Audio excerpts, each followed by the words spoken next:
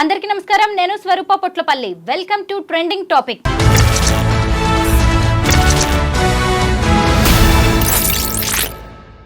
ఇటీవలి కాలంలో చోటు చేసుకుంటున్న వివాహేతర సంబంధాల ఘటనలు వెన్నులో వణుకు పుట్టిస్తున్నాయి. వేరే వ్యక్తితో వివాహేతర సంబంధం పెట్టుకుని క్షణిక సుఖం కోసం ఎదుటి వాళ్ల ప్రాణాలు తీయడానికి కూడా వెనకాడట్లేదు. ముఖ్యంగా కట్టుకున్న వాణ్ణి, కన్న బిడ్డల్ని చంపేయడానికి కూడా ప్రయత్నిస్తున్న సంఘటనలు ఈ మధ్య కాలంలో అనేకం బయటకు వస్తున్నాయి.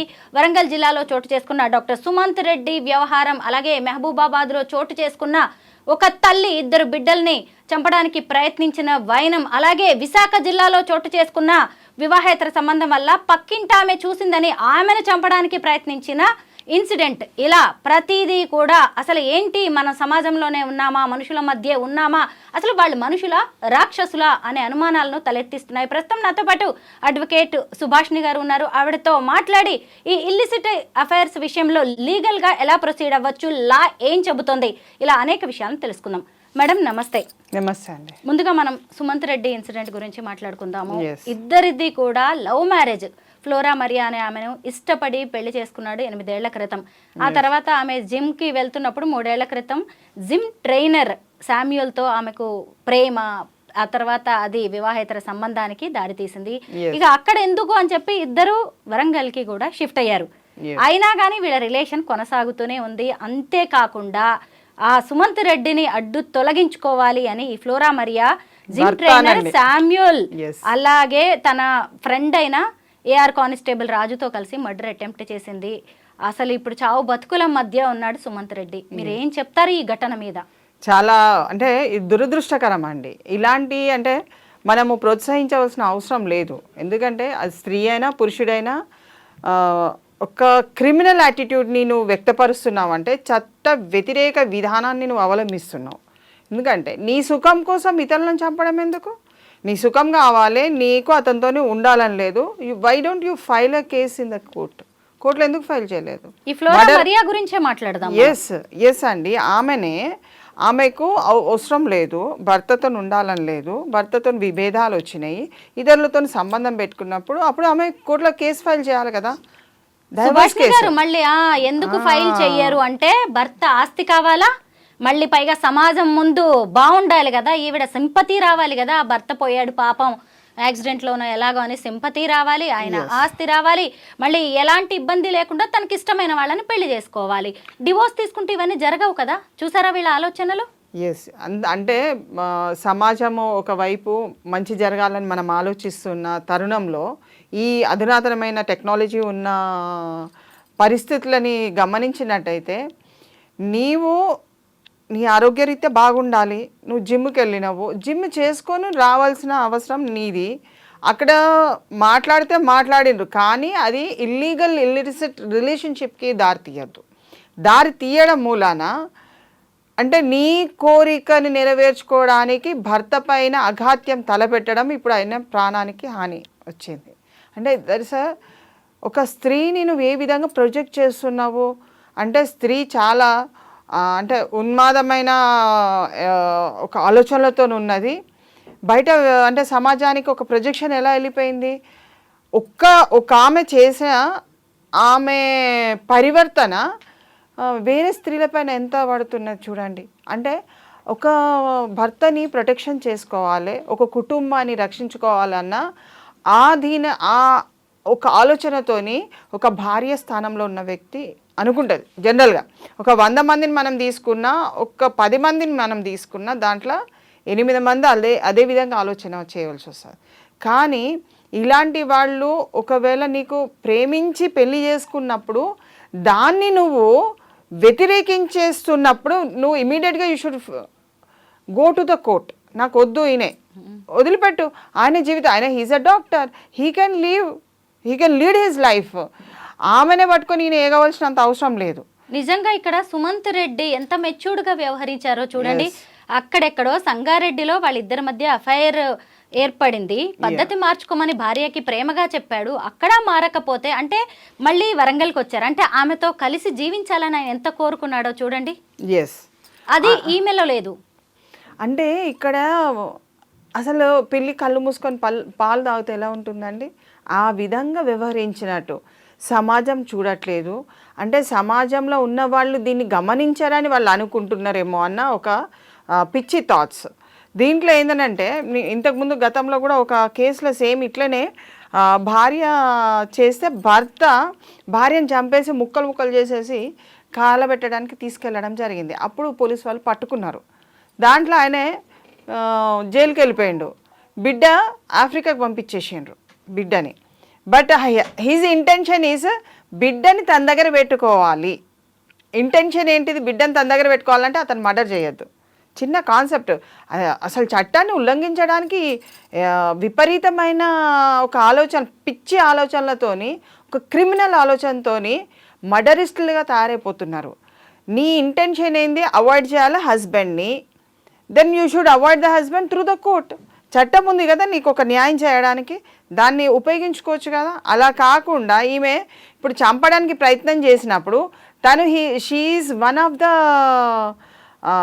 అంటే కొల్యూడెడ్ అయ్యి ఇద్దరు, అంటే ముగ్గురు కలిసి నలుగురు కలిసి కొల్యూడెడ్ అయ్యి ఒక వ్యక్తిని ఇద్దరు ముగ్గురిని ఎంగేజ్ చేసి, అంటే సంగారెడ్డి నుంచి తదేకంగా ఫాలో అవ్వకుండా ముగ్గురు వ్యక్తులు ఫాలో అయ్యి వచ్చి వరంగల్ దారి మధ్యన అడ్డగించి అతన్ని కొట్టి అతని బ్రెయిన్ని స్కల్ని అంత కొట్టవలసిన అంత మూర్ఖత్వమైన ఆలోచనతో చట్టం పట్టుకుంటుంది. అంటే చట్టం నుంచి తప్పించుకోవచ్చు అన్న ఆలోచన ఎట్లా వస్తుంది నాకు అర్థమైతలేదు. ఎందుకంటే ఇదిగోండి చట్టం గురించి తెలిసిన ఏఆర్ కానిస్టేబుల్ ని కూడా ఇందులో కలుపుకున్నారు ఈ కుట్రలో. అంటే అతన్ని ఉపయోగించి పోలీసులకు అసలు ఎలా దొరికిపోయే ఛాన్స్ ఉంటుంది, దొరకకుండా ఎలాగ ఎస్కేప్ అవ్వాలి, బైకులో నంబర్స్ వెనక కనిపించకుండా ఎలా చేయాలి, మన మొహాలు కనిపించకుండా హెల్మెట్స్ పెట్టుకోవడం, సీసీ కెమెరాలు లేని ఏరియాలో అటాక్ చేయాలనుకోవడం, ఇవన్నీ కూడా ఈ ఏఆర్ కానిస్టేబుల్ చట్టాన్ని కాపాడాల్సిన ఈ కానిస్టేబుల్ ఇచ్చిన ఐడియాస్. కానీ ఒక గమనించాలి ప్రజలందరూ కూడా, సినిమాలో చూపిస్తారండి అవన్నీ. ఎందుకంటే 3 గంటలు మనము ఒక ఆహ్లాదకంగా నవ్వుకోవాలి, ఒక ఇన్సిడెంట్ చూసి ఒకటి అంటే we should feel like relax కోసం తీసే సినిమాలో ఉన్న ఇన్సిడెంట్స్ అన్నీ కూడా వీళ్ళు నిజ జీవితంలో రిఫ్లెక్షన్ చేస్తే అది నిజ జీవితం కాబట్టి ప్రతి విషయం కూడా it is a recorded evidence. You can't smash. ఇంకొకటి మర్డర్ చేసి స్మాష్ చేయాలని, ఎవిడెన్స్ని స్మాష్ చేయాలంటే కూడా దానికి పనిష్మెంట్ ఉంది. సినిమాలు వీళ్ళు క్లైమాక్స్ దాకా చూడాలండి, ఎందుకంటే సినిమాల్లో కూడా చెప్తారు ఖచ్చితంగా క్రిమినల్స్ దొరికిపోతారు, ఇలా ఏదో ఒక ఎవిడెన్స్ వదిలేస్తారు అని. అది నార్మల్గా జరిగిపోతుందండి. వీళ్ళు ఎందుకు అర్థం ఏఆర్ కానిస్టేబుల్ కూడా తెలంగాణ రాష్ట్ర పోలీసు ఒక వ్యవహారంలో అంటే మనము బాగా బతకాలి, మంచిగా ఉండాలి, ప్రజలు సుఖశాంతులతో ఉండాలి అన్న నానుడిని వాళ్ళు ప్రచారం చేస్తుంటే ప్రతి దాంట్లో మొన్న ముగ్గురు పోలీసు వాళ్ళు చనిపోయినరు. సేమ్ ఇదే ఏరియా నుంచి చనిపోవడం జరిగింది, కామారెడ్డి చనిపోయినరు. అంటే పోలీస్ వ్యవస్థని ఎందుకు ఈ విధంగా వాడుకుంటున్నారో నాకు అర్థమైతలేదు. అట్లీస్ట్ పోలీస్ వ్యవస్థలో ఉన్న పెద్దవాళ్ళందరూ కూడా ఒక మీటింగ్ కాన్ఫరెన్స్ కాల్ చేసి ఇమీడియట్గా ఏ పోలీస్ వాళ్ళు ఏ క్రైమ్లలో మీరు వెళ్ళొద్దు అన్నది అట్లీస్ట్ డిక్లరేషన్ అని ఇవ్వాలి ఇప్పుడైనా కానీ కనీసం. ఎందుకంటే police should not give any directions to the criminals. నీ ఫ్రెండే కావచ్చు, ఎవరైనా కావచ్చు, నువ్వు ఇచ్చే డైరెక్షన్స్లలో చాలా ఇబ్బందులు ఎదుర్కొంటారు. మాకు ఎవరైనా అడ్వకేట్స్ మమ్మల్ని ఒకవేళ అడిగింది అనుకోండి, ఇది ఇలా అయితే ఎలా అవుతుంది, వాడిని చంపేయాలండి, లేపేసేయాలని అంటే మేము ముందే చెప్పేస్తాం, బాబు అలాంటిది ఉంటే నువ్వు మా దగ్గర రావద్దు. ఎందుకంటే నువ్వు క్రిమినల్ అయినప్పుడు నిన్ను రక్షించుకునేది ఎక్కడ రక్షించుకుంటావు? కాబట్టి ఇక్కడ ఏదైతే భార్య తీసుకున్న నిర్ణయం అన్నది చాలా తప్పు. అసలు ఆమె ఆ నిర్ణయానికి రావద్దు. నీ సుఖం కోసము నీ భర్తనే నువ్వు హత్య చేస్తున్నావంటే నువ్వు జైల్లో ఉంటావు కదా, నీకు సుఖం ఎక్కడ దొరుకుతుంది? ఫస్ట్ వాళ్ళు ఆలోచించాలి. క్రైమ్ని ఆస్వాదించుకుంటే నీవు వెళ్ళి జైల్లో కూర్చుంటావు, యు ఆర్ నాట్ రిలీవ్డ్. అది యావత్ కారాగార శిక్షకు సంబంధించిందండి. ఇంకా ఇప్పుడు అతని ప్రాణాలు కూడా విషమంగా ఉన్నాయి, చాలా క్లిష్ట పరిస్థితిలో ఉన్నాడు అబ్బాయి. అసలు మనం తలుచుకుంటేనే చాలా భయంకరంగా ఉంది. అసలు అంటే అంత మర్డర్ చేసుకుంటూ వస్తారా వీళ్ళు? యావత్ కారాగార శిక్ష అన్నది కంపల్సరీ. ఇప్పుడు ఏంటి, అతని కొంచెం కొన ఊపిరితోనున్న it is attempt to murder కింద వస్తుంది. ఈ ముగ్గురైనా కానీ ఎక్స్క్యూజ్ అనేది లేదు. అబౌట్ 10 years కన్విక్షన్స్ ఉన్నాయి దీంట్లో. అన్నీ కూడా సాధించారండి, ఏం లేదండి. అన్యాయంగా పొట్టను పెట్టుకున్నారు డాక్టర్ సుమంత్ పెట్టుకున్నట్టే. రెడ్డి. Yes. ఎంతమంది జీవితాలను కాపాడే వైద్యుడు ఆయన. వైద్యో నారాయణో హరి అంటారు. Yes. గుర్తు తెలియని వ్యక్తులు కూడా ఒక డాక్టర్ అనగానే చేతులెత్తి నమస్కరిస్తారు. అలాంటి 8 ఏళ్ళు అతనితో సంసారం చేసి Intentional గా, చేసుకుని ఇలా చంపాలని చూస్తున్నారు. ఇంటెన్షనల్ గా చంపిండ్రు కాబట్టి చంపడానికి ఒక ప్రయత్నం చేసిండ్రు. ఇప్పుడు అతను చావు బతుకుల మధ్యన ఉన్నారు.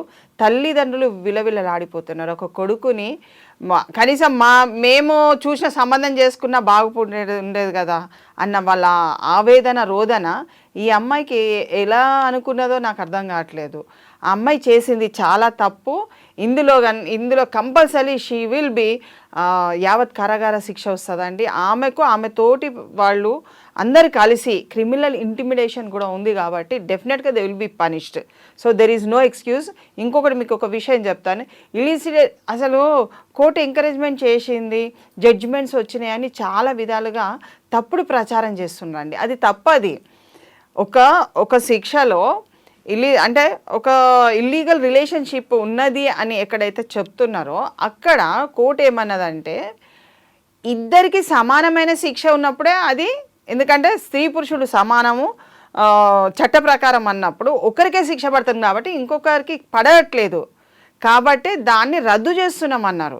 కానీ ఒక భార్య మోసం చేసినా, ఒక భర్త మోసం చేసినా దెర్ ఈజ్ ఎ చీటింగ్ కింద కేసు పెట్టచ్చండి. అట్లాంటిది ఏం లేదు.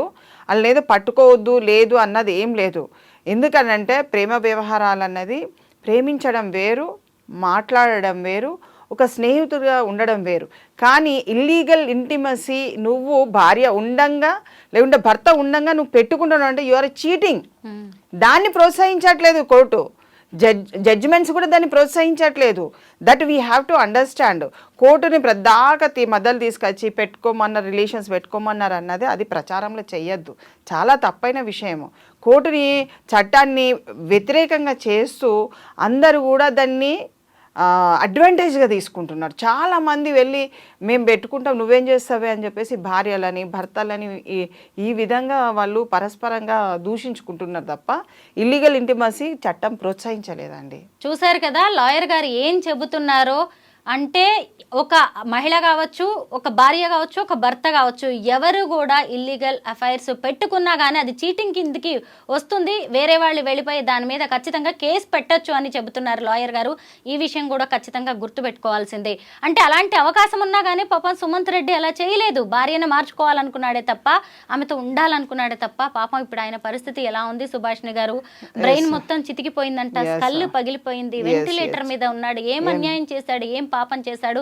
ఇప్పుడు ఇటు ఫ్లోరా మరియా తల్లిదండ్రులు కానీ, శామ్యుయల్ తల్లిదండ్రులు కానీ, ఏఆర్ కానిస్టేబుల్ రాజు తల్లిదండ్రులు కానీ, భార్య, ఇంకెవరైనా కుటుంబ సభ్యులు ఎవరైనా ముందుకొచ్చి వీళ్ళు చేసింది కరెక్ట్ అంటారా? కనీసం బెయిల్ ఇవ్వడానికి వస్తారా ముందుకి? నో చాలా డేంజర్. అది అసలు సీనే డేంజర్గా ఉన్నదండి. వాళ్ళు క్రైమ్ సీన్స్ చూసినట్టున్నారు సినిమాలల్లో, అవి చూసి ఇంప్లిమెంటేషన్ చేస్తున్నట్టున్నారు. కానీ అది చాలా దురదృష్టకరం. ఇంకా దాని మీద మనం ఎన్ని చెప్పినా కానీ పబ్లిక్ తెలుసుకోవాలి.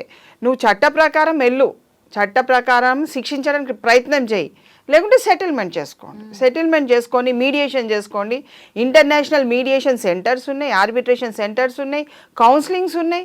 అట్లీస్ట్ ఇప్పుడు అతను డాక్టర్, కౌన్సిలింగ్లో కూడా మనం డిసిషన్ తీసుకోవచ్చు. వద్దు అనుకున్నారంటే బయటకు వచ్చేస్తారండి.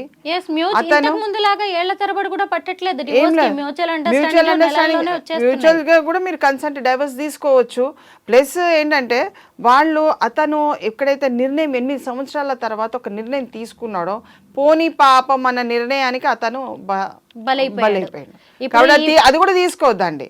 ఇద్దరికి సయోగ్యం లేదు, వద్దు అనుకున్నారంటే వెళ్ళిపోవాలి. అంతేగాని ఇంకోరి ప్రాణానికి హాని తలపెట్టే ప్రయత్నం చేయొద్దు. ఈ ఫ్లోరా మరియా అనే ఆమె వరంగల్లోని రంగసాయిపేట డిగ్రీ కాలేజీలో లెక్చరర్గా పనిచేస్తుంది. అంటే ఎంతమందికి విద్యాబుద్ధులు నేర్పిస్తున్నామే, ఎంత తప్పుదోవ పట్టింది క్షణిక సుఖం కోసం, వివాహేతర సంబంధం కోసం.